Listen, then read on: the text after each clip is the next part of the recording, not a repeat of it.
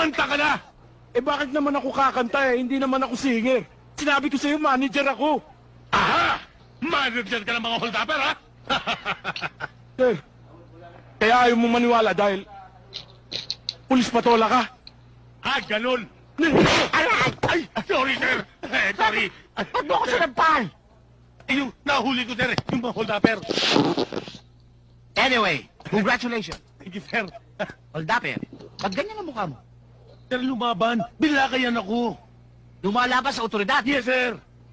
Dali, paralin mo ko. Yan ako galit eh. Humanda ka ngayon. Hoy. Humanda ka. Hoy, lalaki lumalaban sa otoridad. Hoy, humarap ka! Paring paeng! Paring balingit. Pinuli ako ng bata mo eh. Bakit? Magkumpare kayo, sir?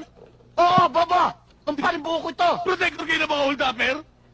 Ano to? Siya si Rafael Pilipino! Yung manager ng Rural Bank dito! Bobo! Sir, baka naman sideline niya yung pang-hold up. Anong sideline yun? Sandali, Sinabi ko na sa'yo yung dalawang babae hold-upper eh. Oh, yun naman pala eh! Talagang mo ako. Tanggalin mo! Tanggalin mo! Tanggalin mo! Please! Puro pahamak kayo. Pasensya na po kayo. Gagawan ko na lang ng paraan na maisoli yung attaching cage sa inyo. Pare, Yan na po. pasensya ka na ha. Eh, Hoy, talaga to. yung attache case, hindi ko na kailangan yun. Sa inyo na lang yun. Pare, Oh. pare, sandali. Ibig mo sabihin, sa amin ang laman nung attache case? Oo, sa inyo na lahat yun. Dahil ang laman nun, puro mga imported na panty ng mga misis ko. Pabubugbog niyo pa ako. Hinihintay na nga ako ni Daisy tsaka ni Mercy.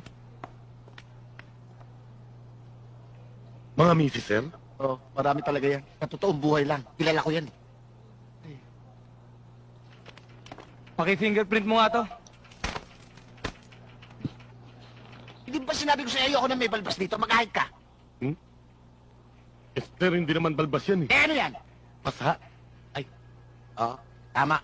Bakso nung araw yun.